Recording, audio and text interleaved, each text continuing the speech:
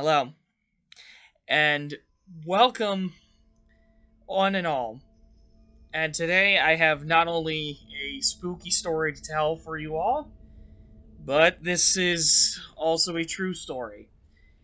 And I just want to make this very, very quick. I want to make this intro super duper quick. I have a Canadian friend of mine. He lives up near Toronto, Canada. And he had an encounter with something that I can't really explain other than um, sounding like a crazed guy talking about this. But he encountered some creatures that were tormenting his grandparents' property, and I have the man himself about to speak his whole incident, and there are details that are going to be botched up, so we had to censor some details out, at least for his sanity's sake. And needless to say, I was there listening in to everything that was going on via Discord, which is an app that people use to communicate with one another online. But that's besides the point. And I believed he had an encounter with a creature that is referred to as a devil monkey. And for those of you who don't know what devil monkeys are, I can't describe it in the best possible way, but I have a few cryptozoologists, basically people who study unknown animals, explain what the creature is. The devil monkey is a legendary creature most often sighted in the United States Appalachians.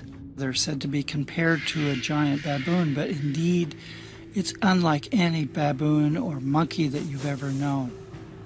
The devil monkey is approximately 4 to 6 feet in height. It has long, powerful arms, deep-set eyes, covered with matted fur. It tends to hunch itself down and propel itself forward, sometimes 20 feet at a shot.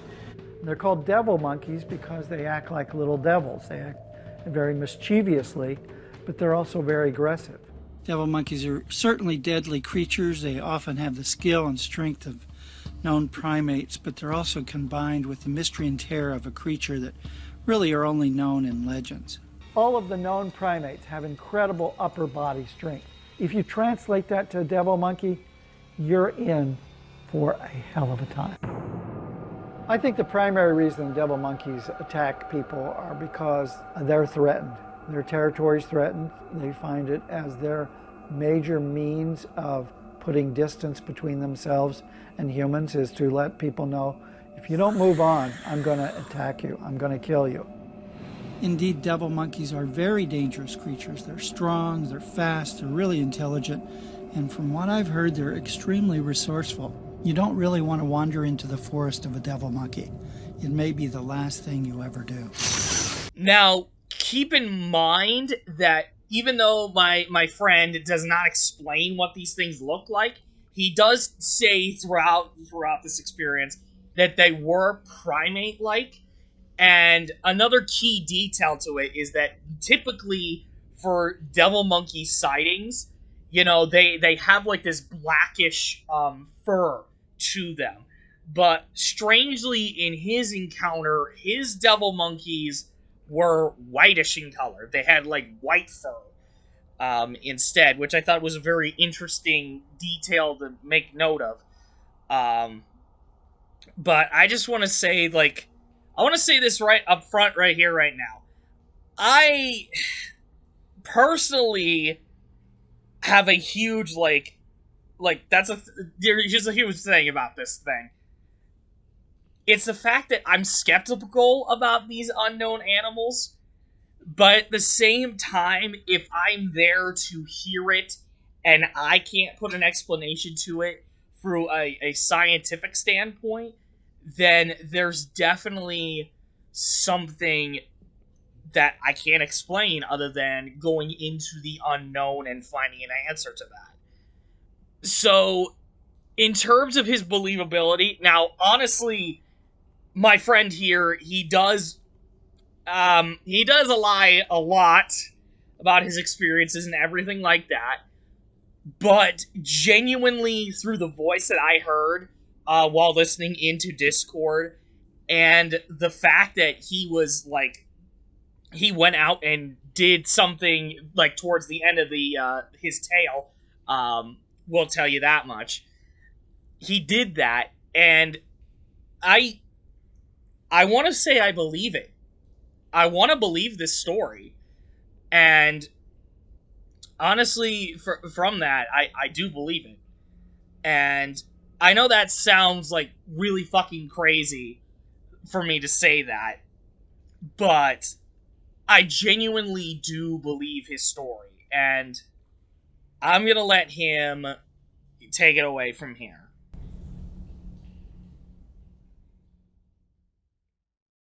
So, hi, I am him. I am Commander Canada. You already know, and I'm gonna tell you guys how I basically could have died several times in about a 2-hour long span, due to an encounter I had, which was not very fun. It's a pain in my ass, really. So it was about, I don't know, like June, July, May, something like that, right?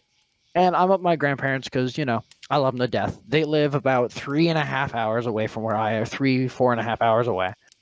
And they live in a massive forest. Like, they are surrounded all sides by forest. There's lakes, there's swamps, there's sinkholes too. You don't like messing with those. That's another story for another day. But I'm basically we were watching like The Lost World or something on Discord at like 12 o'clock at night. It was dead silent. The entire place dead silent. And then all I heard on the roof was a smack. Not even a run up, just a smack. And I'm like, what the hell was that, right? So I started recording after I heard a growl. And I was not trying to deal with it at all. I'm like, okay, this does not sound like a bear. Now, the only bears that we have up there are black bears, and if you already know, black bears, they're smart, but they're not that smart. Like, the house that I'm in, I was on one of the highest elevated points just sitting there watching it, and it was about 20 feet, and the lowest point, which would be on the ground, like above the hill, or like right on the hill, is about 8 feet. And this thing jumped right in the middle, so I'd want to say that it was about 12 to 15 feet, and landed right on the top with a big smack. And it was just sitting on the roof, just growling and hissing. So I started recording, and I ended up getting the sound. Now, the video has been lost to time because my other account on this ended up getting terminated. So I am technically breaking Discord TOS by telling you this. And if they ban me again, I'm just going to make a new account. Just end up re-adding this dumbass and then doing everything as I usually did, right?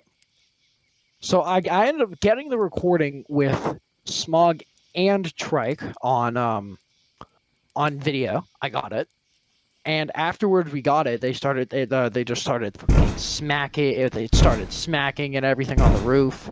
So my grandparents called the police, and I went into the basement and I grabbed one of the 30-06s that we have, and a 30-06 is a hunting rifle with a pretty decent caliber. Like, if you get hit by that thing point blank, it's going through you. And I'm sitting there, and when they start getting worse and worse, we all huddled up in one spot, 3 weapons drawn. I had a rifle, Grandpa had a rifle, my dad had a shotgun. And we're all sitting there, under there, called the police. Police showed up. And when the police showed up, sirens were blaring, because we told them to just blare the sirens when they get here. When we went out to talk with them, one of them had a gun drawn towards the southeast end of the property and said that he just heard something big just crash right through it. And we're like, oh, well, that's fun. So, without my grandparents' permission, I went on the roof the next night with the same rifle, sat up there, and at around 1 o'clock, I heard rustling in the trees, and I'm like, I am not about to deal with this. So I shot off a round, told whatever it was to fuck off, And then I heard more rustling, and I'm like, well, there's more than one. So this isn't a wolf or it isn't a bear that was on the roof. It was something else. So I get into the house, lock up, sit, ready, go to bed about 2 o'clock when everything ends. And the next night is when I decided I'm going to set a trap for this thing, or these things, and see if it works. So I made this. Well, actually, we already owned it, right? Because we have a neighbor who lives in Southern America or Southern United States. Not going to give off state, but you're going to guess the accent. And he has he was an ex-scuba diver. He went diving. He had a cage. He put it up there for God knows what reason. It's just at his cottage. So we went over to his place, like right in the day, and I'm like, yo, can I steal your cage? And he said, yeah, sure, totally. And he already had it set for trapping. I don't know why he was trapping with it, but he set it up. It has a piston mechanism with a pressure plate, so it steps, whatever it is, steps on the pressure plate, and the door would crash down. So we set that up. I throw a beautiful pieces of steak out there and pork chops, and wait on the roof with a rifle and light if I needed it. So at about, I think it was like, it's always at like 12:30 or 1. Is every time these things would come out would be 12:31. I heard the door go out, and then I heard the bars break. It broke these steel bars. Now, granted, they were a little rusted, but still, it smashed through, and I saw what it was, and I took my first shot. Bang. Hit him. He went down. Shot at it again. Bang. He went down. It kept getting back up. So I went and got the shotgun, the 10 gauge, and if you know shotguns, you know the 10 gauge is one of the most powerful. And I fired. Buddy's arm tore out of the socket. I hit it right in the shoulder. Arm blew out. It was basically off. Like when it ran back in the woods and it hit that tree with its arm, that arm ripped right off. So being the stupid white kid that I am, I think, oh, thank God it's gone. I can see what it is. It wasn't. I went over to get that arm, and 2 more bum rushed me. They're like 20 yards away. They bum rushed me. Like, it was basically being the wide receiver, and you have 2 300-pound, fully jacked running backs coming right at you. So I fell right over, running, and I fired off a couple of shots too, and ended up running up east towards a massive, like, this is a big ass hill, big old lumber hill. They don't use it anymore. They started cutting in a different area. They've been replanting up there. So it's nice and pretty. It's a nice, pretty ass hill with all these little trees. And we decide, you know what? I almost just died. Let's go up to the hill and see what's there. Or see where they're at. Because that's where they're going. So we get in the ATVs. And we start going up.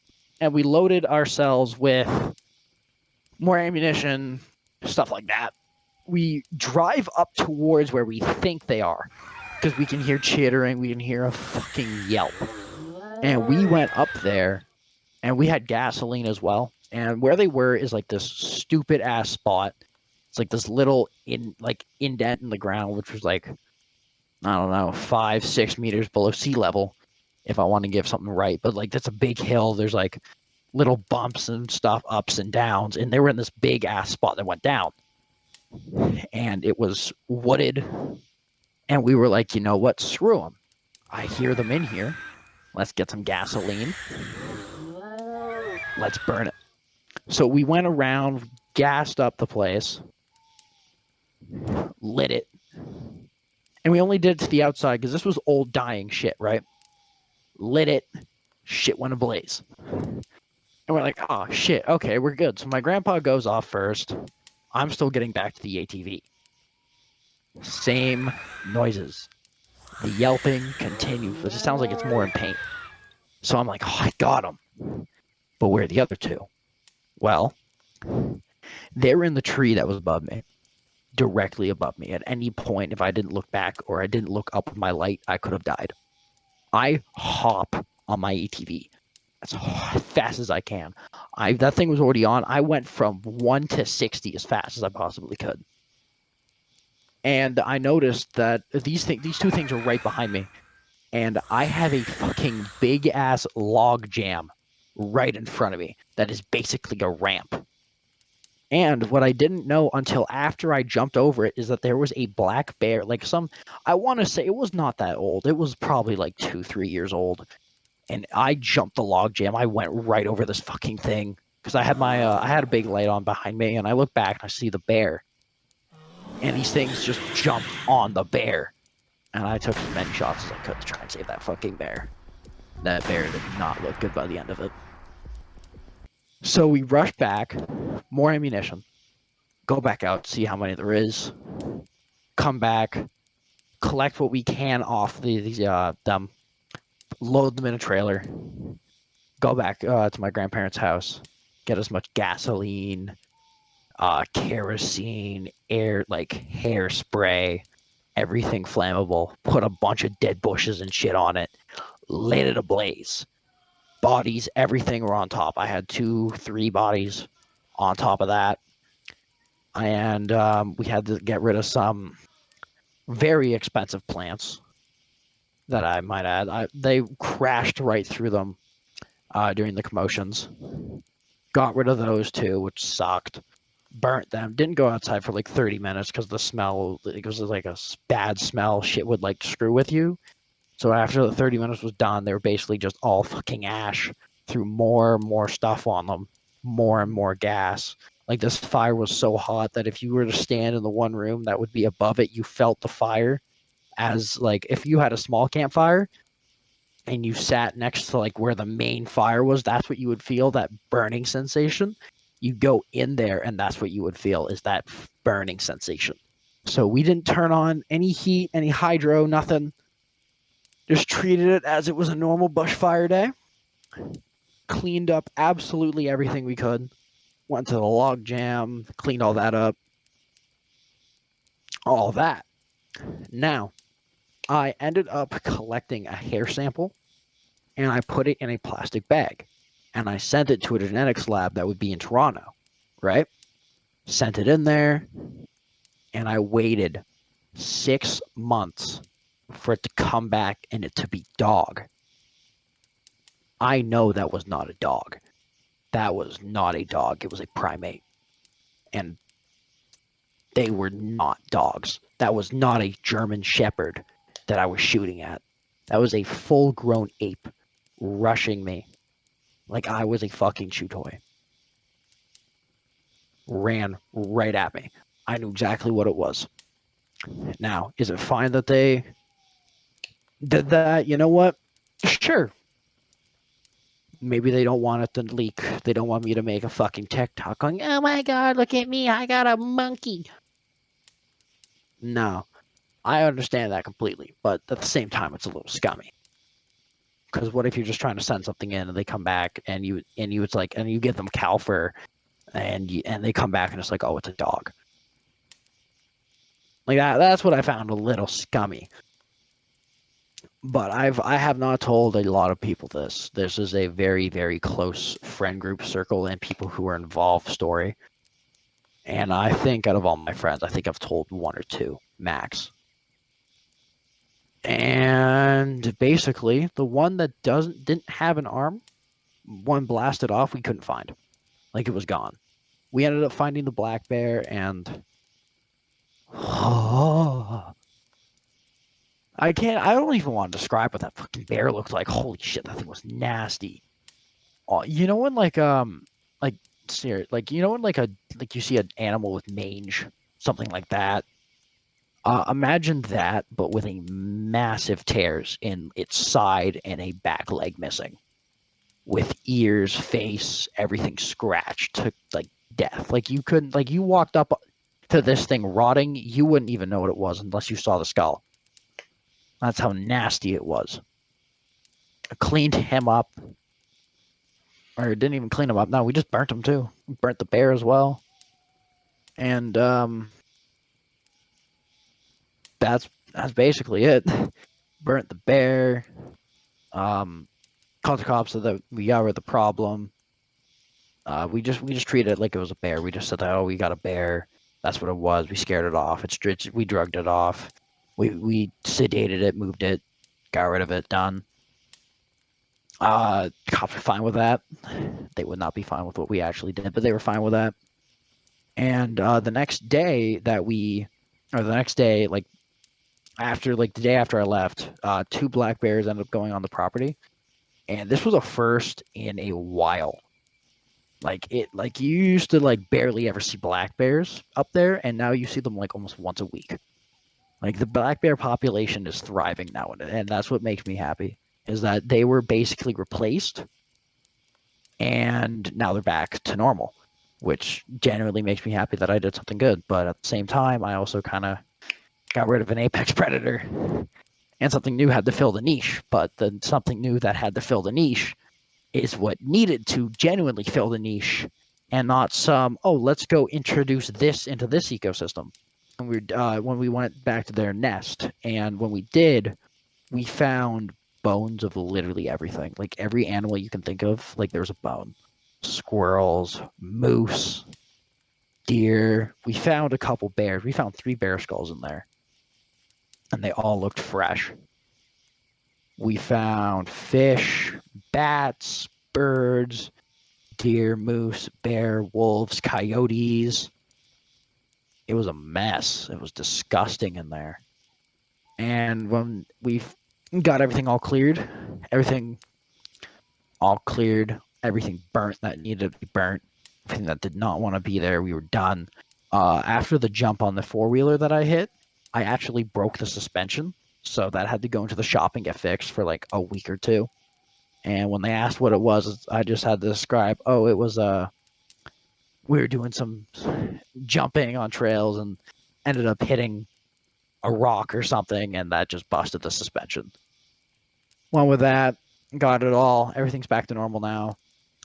Everything is really peaceful, but like the week after felt whack for my grandparents because they were not expecting it to just be so quiet or just quiet everywhere for like a week. Like you'd walk through the woods, it was all like dead quiet. It's like there's an apex predator out here, but there wasn't. Like you would get to like a certain point and all you hear is birds.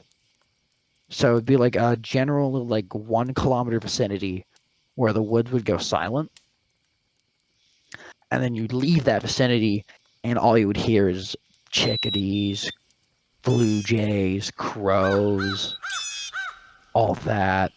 It was nice, but that's basically it.